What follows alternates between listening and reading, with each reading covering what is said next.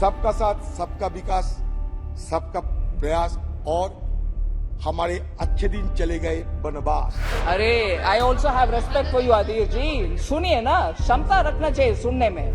ऐसे किसी मिसाल जमाने ने पाई हो जहां हिंदू की घर में आग खुदा ने लगाई हो। दिल्ली में गले में टायर लगा करके सिक्कों का कत्लेआम हुआ। क्या हुआ? बजट में एलोकेशन कम था क्या? बजट में एलोकेशन कम था क्या?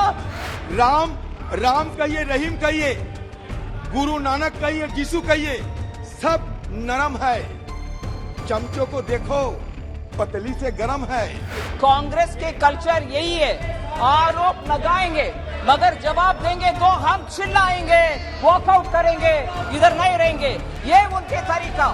शाम से नुमाइश चलती है टेलीविजन चैनल्स में, हिंदू मुसलमान, इंडिया पाकिस्तान। यहाँ हमारा सवाल रोटी का है, रोजगार का है। आप स्वयं समाजवादी विचारधारा से आते हैं। गरीबी और भूख की न जाति होती है, न संप्रदाय होता, न क्षेत्र होता, न भाषा। तुमने नफरत का जो बाजार सजाया हुआ है, तू ये कहता है मुसलमान पराया हुआ है। आजा दिल चीर के दिखलाऊं वतन का नक्शा, मेरा भारत मेरी सांसों में समाया हुआ है। लोकसभा के बजट सत्र का 9वां दिन और विपक्ष के निशाने पर एक बार फिर से अडानी थे। जेपीसी की मांग हुई, लेकिन खड़गे की स्पीच के बीच मोदी के नारे क्यों लगे? एम्स पर क्यों भड़के स्वास्थ्य मंत्री मनसुख मंडाविया? कांग्रेस ने बजट को अल्पसंख्यक विरोधी क्यों बताया? वित्त मंत्री निर्मला सीतारमण ने क्यों कहा कि उनकी पार्टी वोट बैंक की राजनीति नहीं करती? इन्हीं सवालों के जवाब आज के शो में बताएंगे। नमस्ते, मैं सौरभ हूं और आप देख रहे हैं आपका पसंदीदा शो संसद में आज। The government release all prisoners, release him, release the curfew that the government. अब बढ़ते हैं दोनों सदनों की कार्रवाई की तरफ। सबसे पहले बात लोकसभा की कार्रवाई प्रश्नकाल के साथ शुरू हुई। इस दौरान केंद्रीय स्वास्थ्य मंत्री मनसुख मंडाविया ने सांसदों के सवालों के जवाब दिए, लेकिन स्वास्थ्य मंत्री के मदुरई एम्स पर दिए बयान से हंगामा हो गया। सवाल मदुरई एम्स का है और ये स्टेट को ऐसे गुमराह कर रहे हैं कि मदुरई में एम्स नहीं हो रही है। माननीय अध्यक्ष महोदय, मदुरई में ऑलरेडी एम्स हो गई है, वहां एम्स का एजुकेशन चालू हो गया है, केवल इंफ्रास्ट्रक्चर बाकी है। एजुकेशन चालू हो गया है, वहां बच्चे पढ़ने लगे हैं। सवाल इतना है, पहले लैंड नहीं मिली थी। अध्यक्ष महोदय, समझने जैसा है, मैं ये सदन के द्वारा तमिलनाडु की जनता को आश्वस्त करना चाहता हूँ कि बिना कारण से पॉलिटिकल मुद्दा बना के वो वहाँ राजनीति कर रहे हैं। Now and today medical MBBS course is ongoing in AIIMS Madurai. हंगामे के बीच डीएमके और कांग्रेस सांसदों ने सदन से वॉकआउट कर दिया। इसके बाद सभा पटल पर पत्र रखे गए और फिर बारी आई बजट पर सामान्य चर्चा की। इस दौरान कांग्रेस दल के नेता अधीर रंजन चौधरी ने बजट को दलित और अल्पसंख्यक विरोधी बता दिया। अगर फर्स्ट वॉर ऑफ इंडिपेंडेंस से लेके हमारे हिंदुस्तान की आजादी तक अगर देखा जाए तो सारे दशकों से 1857 से शुरू करके हजरत महल, नवाब सिराजुद्दौला से लेकर अशफाकुल्ला और आजादी की बात मौलाना अबुल कलाम आजाद, सबको देखो आप खान अब्दुल गफ्फार खान को देखो। आप हजरत महल की इतिहास जानते हैं कि चिन्हाट जंग में ब्रिटिश को पराजित किए थी। ये सारे इतिहास को तोड़ मोड़ करके, विरूपण करके आप इस तरीके के नजारा पेश करते हैं कि लोगों की मन में एक अद्भुत किस्म के नफरत पैदा होते हैं। मैं सिर्फ इन लोगों को समझाने के लिए कहना चाहते हैं, ऐसे किसी मिसाल जमाने ने पाई हो जहां हिंदू की घर में आग खुदा ने लगाई हो, जहां मुसलमान की बस्ती की यारो राम ने जलाई हो और गुरु नानक ने सिर्फ सिखों को राह दिखाई हो। ऐसा नहीं देखा आपने? राम कहिए, रहीम कहिए, गुरु नानक कहिए, यीशु कहिए, सब नरम है। चमचों को देखो, पतली से गरम है। ये नफरत की असर देखो क्या क्या होते हैं। गाय हिंदू बन गए और बकरा मुसलमान हो गई है। तो मैं इस जगह से आप लोगों को हटाने की कोशिश करते हैं, इसीलिए कि अगर देश की तरक्की की बात आप लोग करते हैं तो ये थोड़ा समझना चाहिए कि हम सबके साथ ले जाना चाहिए। उस समय आप माइनॉरिटीज के खिलाफ आप जो कर रहे हैं आपकी राजनीति में और आर्थिक क्षेत्र में भी, ये बड़ी दुखनीय बात है। अधीर अपनी स्पीच में LIC और हिंडनबर्ग का मुद्दा उठाने से भी नहीं चूके। हमारे पास ये खबर आते हैं कि LIC में 29 करोड़ पॉलिसी होल्डर है, SBI में 45 करोड़ खाता धारकों है। इन लोगों की कोई तकलीफ तो नहीं होगी। ये हिंडनबर्ग रिसर्च पेपर की खुलासे के चलते ये मुझे आप जानकारी दीजिएगा। LIC और SBI जैसे सरकारी संस्थानों में ये अदानी समूह का बेहद जोखिम भरा लेन देन और निवेश ये सरकार द्वारा किए गए हैं। इस तरीके की उदाहरण, इस तरीके की इल्जाम लग रहे हैं। ये जो अदानी प्रमुख के जो एंटरप्राइज है उसमें 1% से कम से LIC के हिस्सेदारी बढ़कर 4.23% हो गया क्या, ये थोड़ा आप जानकारी दीजिएगा। ये इनकी टोटल गैस में ये हिस्सेदारी 1% से कम से बढ़कर 5.96 पर पहुंच गई क्या। ये ट्रांसमिशन में LIC की शेयरधारिता 2.42% से बढ़कर 3.65 हो गई क्या। ये ग्रीन एनर्जी में ये 1% से भी कम से बढ़कर 1.28% हो गया क्या। पहले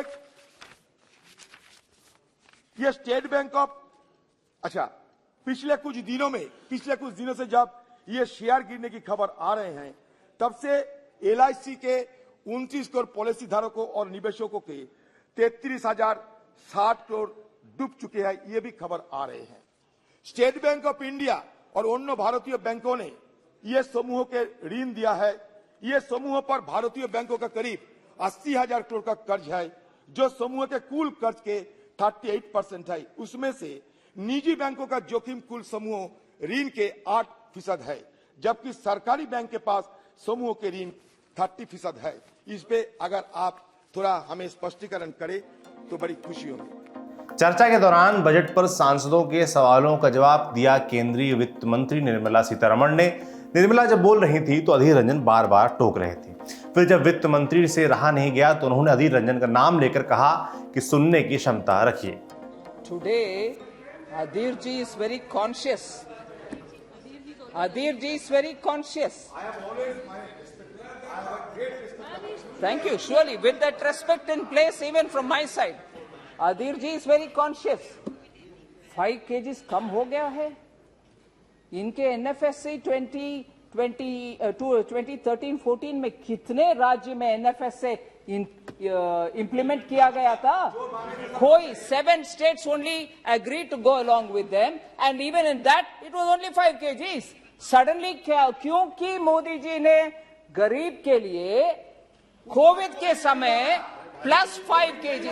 अरे I also have respect for you Adhir ji, सुनिए ना, क्षमता रखना चाहिए सुनने में। निर्मला ने कांग्रेस से हिमाचल में डीजल पर वैट बढ़ाने पर सवाल पूछा और राजस्थान में गहलोत द्वारा पिछले साल का बजट पढ़े जाने पर कटाक्ष किया। हमारे एक्टिव मेंबर गोगोई जी, वो उनके हिमाचल के सरकार से पूछना चाहिए, चुनाव जीतकर आने के तुरंत बाद VAT VAT value added tax on diesel 3 रुपए ज्यादा किया। ये उनका है, ठीक है सर। और वैट इंक्रीज करने वाले आप हो भाई, वैट इंक्रीज करने वाले आप हो। आप बिना सोचे समझे बात ना करो। आपने वैट इंक्रीज किया डीजल के ऊपर, वो भी सर। इसीलिए वो कभी भी, कांग्रेस के कल्चर यही है, आरोप लगाएंगे मगर जवाब देंगे तो हम चिल्लाएंगे, वॉकआउट करेंगे, इधर नहीं रहेंगे। ये उनके तरीका देख लीजिए जी, अभी भी देख लीजिए, सच्चाई सामने आने पर चिल्लाना। सर, दूसरा एक और विषय, अरे करप्शन के ऊपर आप डेटॉल से मुंह साफ कर दो भैया, कांग्रेस वाले। करप्शन के ऊपर आप बात कर रहे हो। हाँ? राजस्थान नहीं, राजस्थान में गड़बड़ है भैया, पिछले साल के बजट इस साल पड़ रहे हैं। सर, उनको तो ये भी पता नहीं है अम्मा। सर, गॉड किसी को भी बजट पढ़ रहे, पिछले साल का बजट पढ़ रहे थे, ये भी सर मैं ये भी बजट पढ़ रहे पिछले साल का है कि इस साल का है। सर, मैं ये भी कंसीड करने के लिए तैयार हूं, गलती हो सकता है किसी का भी, भगवान की कृपा रहे, कभी भी किसी का भी वो हालत होना नहीं चाहिए कि पिछले बजट इस साल पड़ रहे हैं।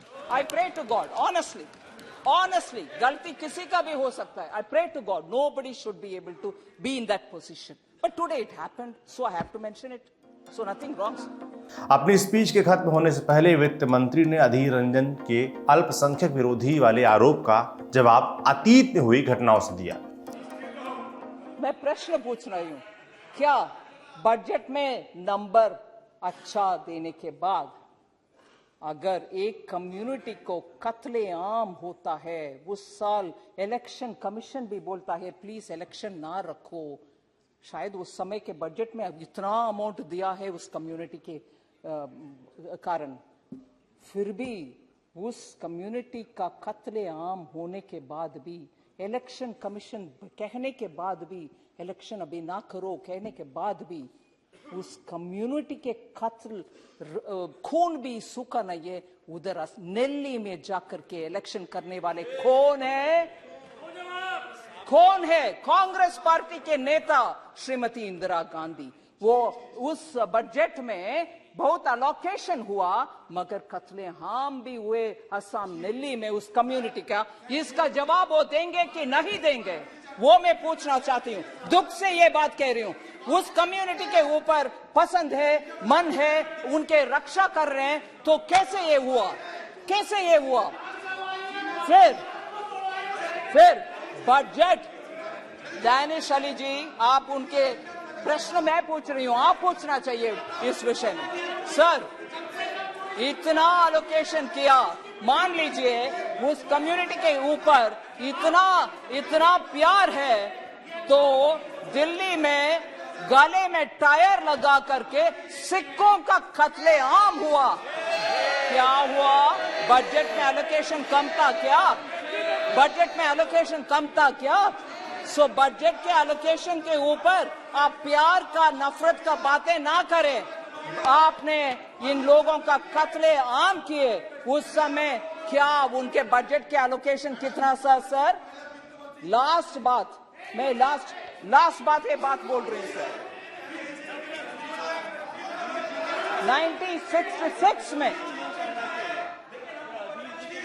1963 अरे नेल्ली ची नेल्ली में जो हुआ उसका ची बोलना चाहिए, जैसे ममता बनर्जी ने ची की कविता सुनाए। वो उसका जवाब कौन देंगे? लास्ट बात सर, जवाब नहीं है सर। लास्ट बात बोल रही हूं सर, अगर दिल्ली में 1966 में anti cow slaughter demonstrators parliament के बाहर गो हत्या के विषय में प्रोटेस्ट करने वाले हिंदू सन्यासी को मार पिटाई करने वाले कौन है सर? यही 96 का कांग्रेस पार्टी है सर।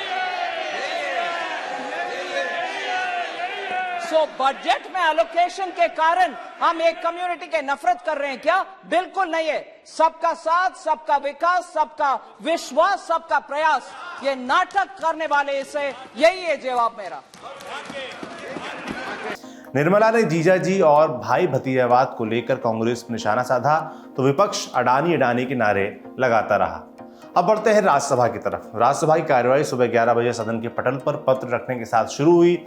इस दौरान सभापति जगदीप धनखड़ ने बताया कि नियम 267 के तहत चर्चा के 5 नोटिस दिए गए हैं, लेकिन ऑर्डर में न होने के चलते उन पर चर्चा नहीं की जा सकती है। धनखड़ ने इतना ही बोला था कि सदन में हंगामा होने लगा। सर, मैं आपको कह सकता हूँ, मैं बड़ी कोशिश करता हूँ कि चेंबर के अंदर जिसको चाय पसंद है उसको चाय पिलाई जाए, कॉफी पसंद को कॉफी पिलाई जाए, ब्लैक टी कुछ, एंड मैं फर्दर डाइवर्सिफाई कर दूंगा। एक second sir, long back when I started my political, one second, long back when I started my political career, there was a very senior chief minister in Rajasthan from Congress party, और उन्होंने मुझे एक बात कही थी, मैं थोड़ा आक्रोश में आ गया था तब, I was a young man। उन्होंने कहा राजनीति बड़े प्रेम से करने की चीज है, इसमें आक्रोश का कोई स्थान नहीं है। और यहां इतनी साल के बाद आक्रोश के अलावा मुझे कुछ नहीं दिखाई दे रहा है, और अधिकांश आक्रोश मुझे समझ में नहीं आ रहा है मेरे प्रति हो रहा है। मतलब सुने, मैं न इधर की सुनता हूं न इधर की, मैं तो कौन सी सुनता हूं। One second okay, Vikas, I will come to you. हंगामा जब थोड़ा शांत हुआ तो सदन में शेर और शायरी से लेकर प्यार मोहब्बत की बातें होने लगी। सर, हम वायलेशन करें तब तो ठीक है सर, आपकी तरफ से अगर हो जाए तो सर वो एक गलत नजीर बन जाएगी। और शेर और शायरी तो हमेशा प्यार मोहब्बत से होती है सर, तो उसको नहीं निकाला जा सकता। और फिर निकालने की प्रक्रिया है कि वो रहेगा और कहा जाएगा ये निकाल दिया गया। समझ में नहीं आ रहा है सर कि शेर और शायरी प्यार मोहब्बत से होती है या प्यार मोहब्बत की वजह से शेर और शायरी होती है। एक सेकंड सर, आपने कितनी बार प्यार किया ही बता दें मुझे सर। अगर सही में जो पहले कोई प्यार आपको याद आ जाए तो उसमें शायरी तो अपने आप हो जाती है, और आपसे सब प्यार करते हैं इसलिए एलओपी की शायरी हो गई सर। तो प्यार में तो ऐसे ही होता है सर। नासिर हुसैन सर, नासिर हुसैन के पहले मेरा जो ये कहना है कि जो निकाला गया गलत है, और गलत के साथ साथ निकालने की विधि गलत है। आपने नहीं गलती की होगी सर, या नीचे हो गई होगी, उसको सही कर ले। प्यार मोहब्बत से जब बात आगे बढ़ी तो सदन में मोदी मोदी के नारे लगने लगे। नेता विपक्ष मल्लिकार्जुन खड़गे अपनी स्पीच के कुछ हिस्से निकाले जाने पर आपत्ति जता रहे थे तो सत्ता पक्ष के सांसद मोदी मोदी के नारे लगा रहे थे। कल से रूल 38 के तहत और रूल 238 और रूल 38A के तहत मैं यहाँ पर पॉइंट ऑफ ऑर्डर रेज करने की कोशिश की, लेकिन यहाँ पर मुझे करने नहीं दिया। हम आपको तो रिस्पेक्ट करते हैं, आपकी इज्जत करते हैं, हमारा जो भी गुस्सा होता है वो सरकार पे होता है और आपके ऊपर नहीं। हम जो भी कुछ कहते हैं उनको सब आपने मेरे 6 पॉइंट को एक्सटेंड कर दिया, और अभी प्रमोद तिवारी ने बताया कि ऐसा एक्सटेंड नहीं कर सकते क्योंकि इस जो 6 पॉइंट में ऐसा एक भी पॉइंट नहीं है जो अनपार्लियामेंट्री है। अब बारी थी शून्यकाल की और इसमें बीजेपी सांसद सुशील मोदी ने न्यूज को लेकर गूगल और फेसबुक की पॉलिसीज पर सवाल उठाए। गूगल इंडिया की विज्ञापन से इनकम 2021-22 में 24,927 करोड़ तथा फेसबुक की 16,189 करोड़ थी, जो पिछले वर्ष की तुलना में 75% ज़्यादा है। आवश्यकता की इन बिग टेक को बाध्य किया जाए कि विज्ञापन के रेवेन्यू को ओरिजिनल न्यूज़ कंटेंट बनाने वालों को शेयर करें शून्यकाल के बाद प्रश्नकाल शुरू हुआ। प्रश्नकाल मुश्किल से एक आध मिनट ही चला था कि विपक्षी सांसद अडानी ईरानी और जेपीसी की मांग करते हुए वेल तक जा पहुंचे। Honorable members, everyone in the well, you are forcing me to name you.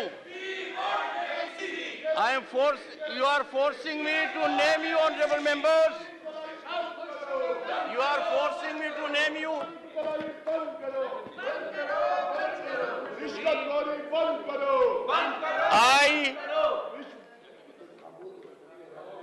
I hope you go back to your seats. Don't force me to name you.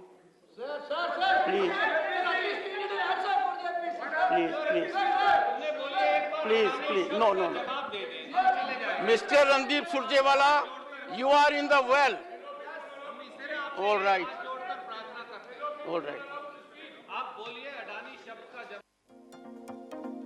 जब बात नहीं बनी तो विपक्षी सांसदों ने सदन से वॉकआउट कर दिया। 1 minute, sir, you can expunge my word, you can expel, you can dismiss me from membership. But I want to tell my feeling. I want to tell my feeling. And when Sorry.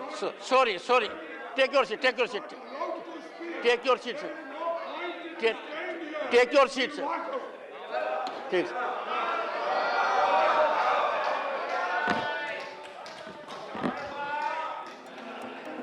विपक्ष के walkout के बाद सदन में चीनी apps और चीनी खिलौनों पर बैन और रेलवे के नए प्रोडक्ट्स को लेकर सवाल किए गए। इसके बाद सदन में private members business resolution bill आए।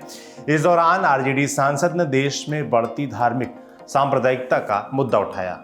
प्रधानमंत्री जी ने चिंता व्यक्त की, हमारे सुप्रीम कोर्ट ने चिंता व्यक्त की कि ये क्यों हो रहा है इस देश में। शाम से नुमाइश चलती है टेलीविजन चैनल्स पे, हिंदू मुसलमान, इंडिया पाकिस्तान। यहां हमारा सवाल रोटी का है, रोजगार का है। क्यों प्रधानमंत्री जी जब स्लोगन देते हैं वो स्लोगन क्या इसके साथ मेल खाते हैं? लेकिन कहां से ये सह मिल रही है इन टेलीविजन चैनल्स को कि शाम से लेकर के देर रात तक नुमाइश घृणा की, नफरत की। बहुत मुश्किल है सर। और ये मैं पहले भी कहा हूं, कई दफा मुझको अब सेंस ऑफ डेजावू होता है बोलते वक्त। इतनी बार ये बातें कही है सदन में, बाहर जब मित्र मिलते हैं वो भी ये कहते हैं, वो सहमत हैं कि ये चीजें नहीं होनी चाहिए। बीजेपी सांसद राकेश सिन्हा ने कहा कि प्रधानमंत्री मोदी ने जब किसी योजना को आम जन तक पहुंचाया तो न धर्म देखा और न जाति। 81 करोड़ लोगों को जो अनाज पहुंच रहा है, वह अनाज क्या धर्म, जाति, भाषा, क्षेत्र देखकर पहुंच रहा है? आज पूरे हिंदुस्तान को इस बात का गर्व करना चाहिए कि हम भारत के लोग ये दो ताकतवर शब्द जिसको बाबा साहब अंबेडकर ने संविधान सभा का हिस्सा बनाया, उस शब्द का वह शब्द स्लोगन नहीं, सब्सटेंस, सांकेतिक रूप में नहीं बल्कि ठोस रूप में जमीन पर उतर चुका है। इसका पूरा श्रेय भारत के प्रधानमंत्री माननीय नरेंद्र मोदी जी को जाता है। बारी जब कांग्रेस सांसद इमरान प्रतापगढ़ी की आई तो उन्होंने सबका साथ सबका विकास पर जमकर कटाक्ष किया। सबका साथ सबका विकास, एक नारा सुनाई पड़ेगा कि सबका साथ सबका विकास। ये कैसा सबका साथ सबका विकास है? मैं सदन से ये पूछना चाहता हूं कि यहाँ सत्र चल रहा है उपसभापति महोदय, और इसी संसद से महज 800 मीटर की दूरी पर जंतर मंतर पर खड़े होकर के कार्यक्रम आयोजित होता है अभी 4 दिन पहले, और एक व्यक्ति वहां खड़ा होकर के सीधे आह्वान करता है कि ईसाइयों और मुसलमानों को काटना कब शुरू करोगे। सीधे आह्वान करता है। और सभापति उपसभापति महोदय, मैं पूछना चाहता हूं कि दिल्ली पुलिस उस पर कोई कार्रवाई नहीं करती, उल्टा जो मीडिया उसको दिखाने का प्रयास करती है उनको नोटिस भेजा जाता है। ये कौन सा सबका साथ सबका विकास है उपसभापति महोदय? यह हम बहुत गंभीर लोग यहां बैठे, मैं उच्च सदन में बैठा हूं, मैं यहां खड़ा होकर के कहना चाहता हूं, ये कौन सा सबका साथ सबका विकास है उपसभापति महोदय? इसी दिल्ली में एक सांसद पाए जाते हैं, सत्ताधारी पार्टी के सांसद हैं, वो अपने कार्यक्रमों में सार्वजनिक मंचों पे खड़े होकर कहते हैं कि मुसलमानों का आर्थिक बहिष्कार करो। आप कह रहे हैं सबका साथ सबका विकास। कैसे होगा सबका साथ सबका विकास जब सत्ताधारी पार्टी के सांसद आर्थिक बहिष्कार की अपील करेंगे और उनके खिलाफ एक मामला तक दर्ज नहीं होता? प्रधानमंत्री जी, अपने भाषणों में सबका साथ सबका विकास की बात करते हैं, लेकिन अफसोस है कि जब राजनीतिक तौर पर विकास करने की बात आती है तो लोकसभा में एक भी टिकट ये सत्ताधारी दल किसी मुसलमान को नहीं देता, राज्यसभा में एक भी टिकट किसी मुसलमान को नहीं देता, विधानसभा में जो बड़े बड़े प्रदेश हैं उसमें एक भी टिकट मुसलमान को नहीं देता। और वो 3 जो नाम के लोग थे, मुख्तार अब्बास नकवी साहब, एमजे अकबर साहब, सैयद जफर इस्लाम, उनको भी किनारे लगा दिया जाता है। ये कौन सा सबका साथ सबका विकास है? तो ये था आज की संसद का पूरा लेखा जोखा। लिखा था इसे हमारे साथी अंशुल ने। बाकी ये नज़ारे रोज हम आपको ऐसे ही बताते रहेंगे। आपका इस पर क्या सोचना है हमें कमेंट बॉक्स में लिखकर जरूर बताएं। बाकी देखते रहिए दी लल्लन टॉप।